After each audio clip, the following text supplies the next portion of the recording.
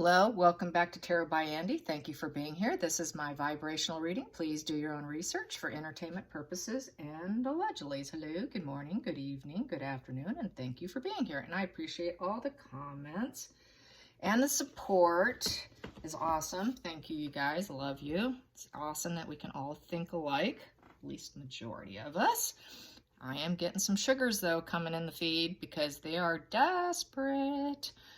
So, what do I want to say today about horses? Horses. I've been doing a little horse notes here. Lots of horse notes. Yeah, I had to read up on horses. I only know a little bit about horses because, as you can see with my notes, I went to Rawhide Ranch in Bonsal, California when I was a kid. I learned how to do horseback riding there and would spend a week or two there, and it was very kind of like your typical ranch. We'd get real dirty and eat outside, and I picked up poop and all various types of poop, even, gosh, big giant animal poop, and not being bothered by it, I recall. Crazy. And I remember sleeping in a wagon, like what they used back in the old Western days. And they had bunk beds in there, and I actually wanted to sleep in it. Can you imagine that? So it appears that David Foster and his wife, Catherine McVie, were there, and Catherine McVie did give some affection to Harry. Markle was not there, so I'm sure that's why they were there. So it goes to show they like Harry, they feel connected to Harry, but only when Markle's out of the picture. So that says a lot. Yes, he is now being called Second Row Harry, his new nickname. So in terms of Second Row Harry, the horses don't like Second Row Harry either. You know, in terms of horses in general, you could tell when they don't want to work with you because my notes here, refuse to go forward. They refuse to be led. They start becoming aggressive. They will ignore your personal space when you like groom them and stuff. They will fight against any aids you apply to them. They will jerk their head up when asked to lower it. They will brace their neck when you try to get them to back up. In terms of spirituality, even that matters greatly. They can feel our whole body vibrations, and they all actually do vibrational treatments for horses. It's called WBV treatment. Horses can sense everything that's going on in our bodies even before you approach them. They can read our vibrational field. They play a role in human healing. They can calm humans. What else do I want to say here? The chakras. They've got chakras just like we have chakras. And if you don't know the chakras, I will give you a quick rundown of chakras. The first and the seventh is the survival. You got to have the seventh in order to survive and live. I have a very strong root when I've been told. That's the only reason why I've survived all the things I've been through. Very strong root. You can find out about yours. I did about mine. And the first one governs your immune system. The second one's the sacral. That's for power. That's where your organs are at. The third is your solar plexus. That's your abdominal. That's your self-esteem. Your fourth is your heart. That's unconditional love. The fifth is the throat. That's expression. The sixth is the third eye. That's intuition and seeing. So that seventh is that survival. You cannot live without it, like I said. And horses live on they call it AURIC field, auric field, and they can read our energy. Since they have this ability, they can pick up all your body language, and they react more on your energy and not how you feel about them. It doesn't matter if you like them. If they don't like you, they don't like you because they can read your energy field. They can remember a person from previous mental states. However you treated them before, they will not forget it. They will remember how you treated them. So this is why they don't like him. They remember all past interactions and how you treated them. This can go back to 10 years or more. Got to be nice to horses, you guys. They understand basic human emotions. They don't show preferences over their owners, over strangers. So if they like a stranger's energy field, they'll go right to them and they'll be very friendly. They can pick up anxiety, stress, fear, anger. So basically, they're really good at picking up human emotions really well. So this is why he is hated by horses. In the polo video, you could see the horse literally dropped his head down and Harry just spilled right off the horse. So pretty embarrassing for a royal. And so that just goes to show, you know, he's kind of like a Lyft driver and said, that's it. This is your spot. I'm not taking you any further. That's it. Your time is up. Y'all take my payment later. So that Lyft driver horse was like, not doing this. So that's kind of funny and sad at the same time. But they can pick up on his, I feel personally, I've said this before, that he is a petulant borderline with a very rageful inner core. They can pick up that rageful inner core because that's who he is. And he's always kept it hidden and buried. And part of that, I want to mention about trauma types with child's reactions. This is coming from Sam Vaknin. If you don't know Sam Vaknin, he is a professor of psychology globally. He goes around and he travels and he teaches psychologists and so forth. This has been mentioned in a very recent video. His videos are very, very intense, very academically based, and they can be very hard to follow because he has a very thick accent. But I tend to try and listen to him. I try to tune into him as much as I can. But a real recent video, he talked about this trauma and this child's reaction. When it comes to the child who was with the silver spoon in their mouth, where they felt they didn't get the love they wanted or deserved, but they were given lots of material goods. The child's reaction for a male tends to portray itself as grandiosity. So they'll end up being an overt narcissist, typically. I don't think Harry's an overt, but anyways, overt NPD with a God complex where they feel like the world depends on them with the Messiah complex. And for a female, they tend to come out more borderline with promiscuity. That's how usually what ends up happening in most cases of silver spoon. So there you have it. Silver spoon.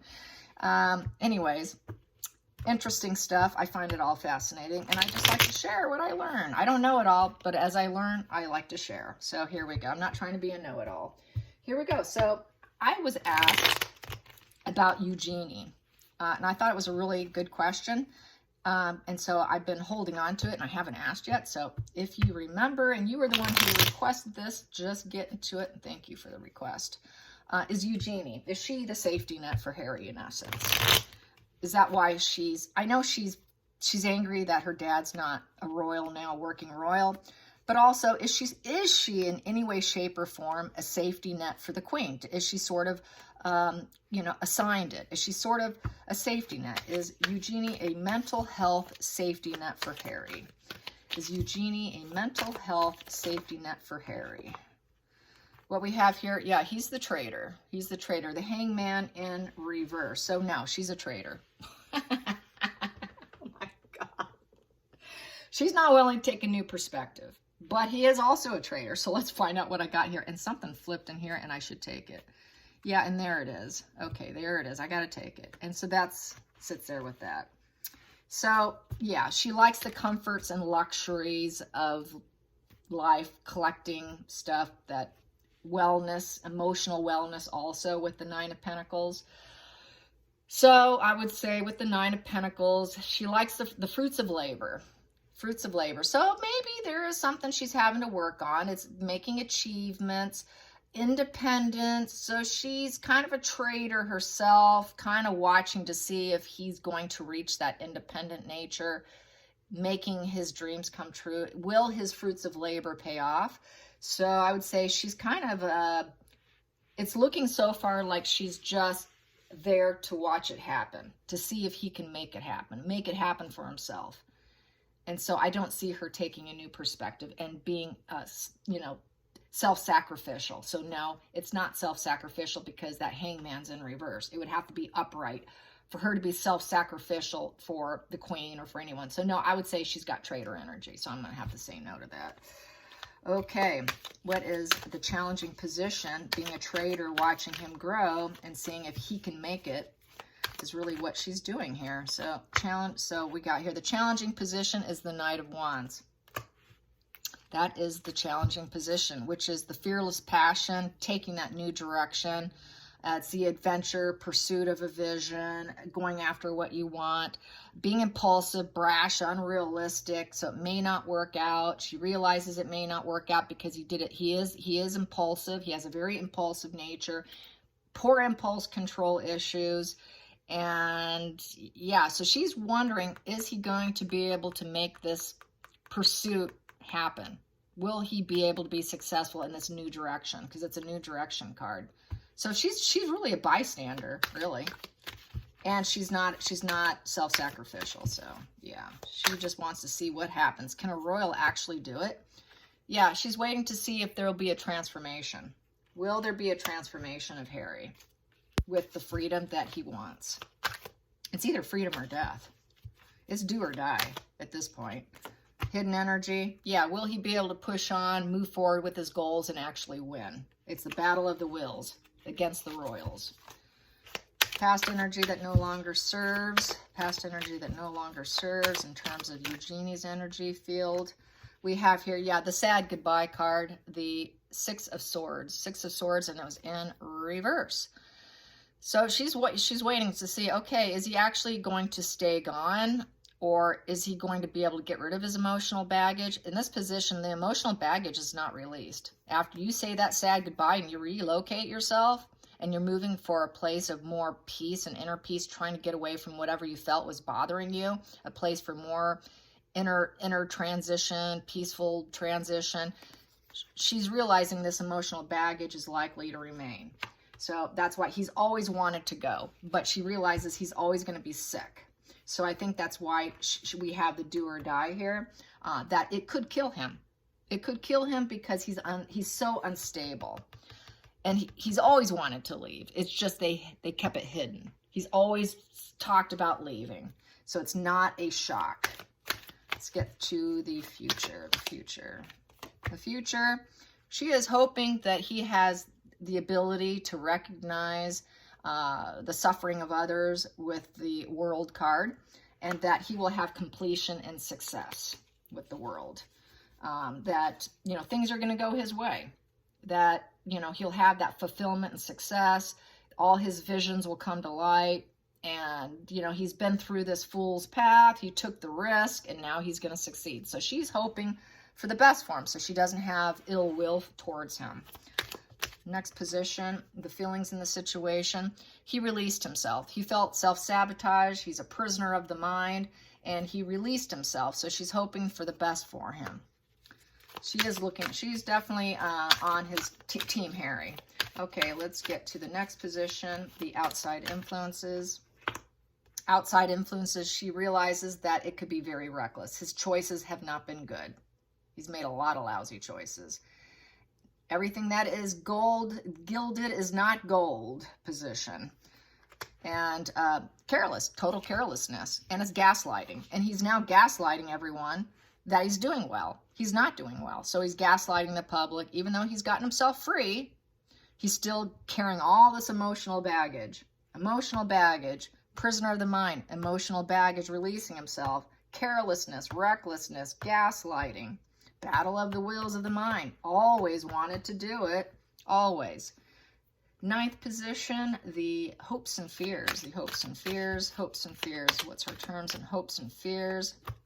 Hopes and fears is the Seven of Wands. Seven of Wands is the battle is never over. Maintain control, Harry. It's never over. Keep fighting. Keep up your defenses against all your competitors. So she is definitely Team Harry. Stay in that little protective bubble. Protect yourself because you're a royal, Harry. Yes. And he's not overwhelmed and destroyed, and don't give up. Keep fighting, Harry, because it would be in reverse if she wanted him to give up. So she wants him to keep fighting. The final call. She realizes he's got stinking thinking. He's not doing well. Stinking thinking and anxiety, stress, insomnia. Life's not going so well. It's not going the way he was planning. Definitely not. He's trapped in his own negative thoughts. He's got a lot of indecision, a lot of nightmares. His life's a nightmare. His life is a nightmare, in essence. So he's not getting what she was hoping for. And yes, she's Team Harry, and no, she's not Team Queen at all. No, she's a traitor.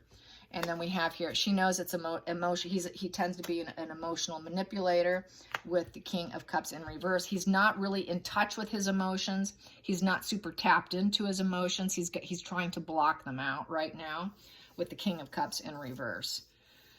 So yeah, he's a manipulator, and he's a gaslighter.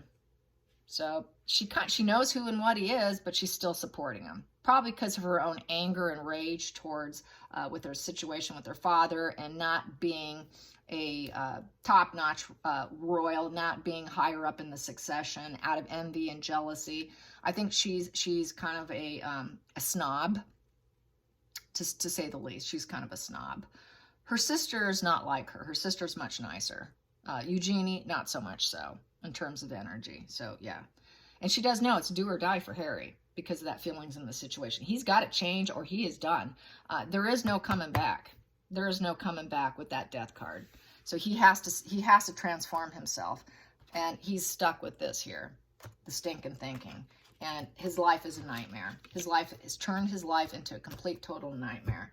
So yes, that is that. Let's get some more energy cards. I got this deck. It's really cool and fun. It's brand new. And I will show you. It's called the Gypsy Oracle. It's fun and interesting. So let's get some cards on that. The Gypsy Oracle. What do I have here? I have here hope. Hope. Hope with the sweetheart. Yep. She is hopeful that he makes it with her. Yeah, well, it's hope.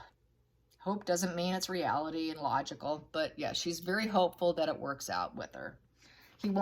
She has his best interest at heart. She wants him to do well.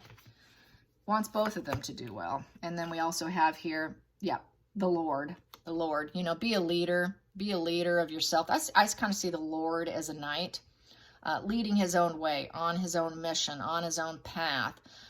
You know, that whole knight energy of going on a mission. You know, he's on a mission. They're both on a mission, and they're trying to lead their own way with passion and momentum of the horse. The horse represents momentum. So hoping that they're able to do this mission, complete the mission, have some momentum, and keep that momentum going for both of them. Yeah. Center of the deck, let's get that. Center of the deck, what do I have here? I have here with the wife card. It says it right there, with the wife. The other side, the center of the deck, what is this? Within the home, money. Nope, money card. It says money right there. Yep, the wife wants money. The wife needs money. I hope they work. I hope they can make the money, and they can be the leaders of their own journey here with momentum. So yeah, she really has the two of them in mind completely. Yep. So everyone's kind of right about it from previous comments and previous videos, that she definitely is sort of a royal trader as well. She's got royal trader energy. Hope you guys enjoyed this. You guys have a great day. Until next time, like and subscribe. And thanks for the super thanks, you guys. Appreciate it. Bye.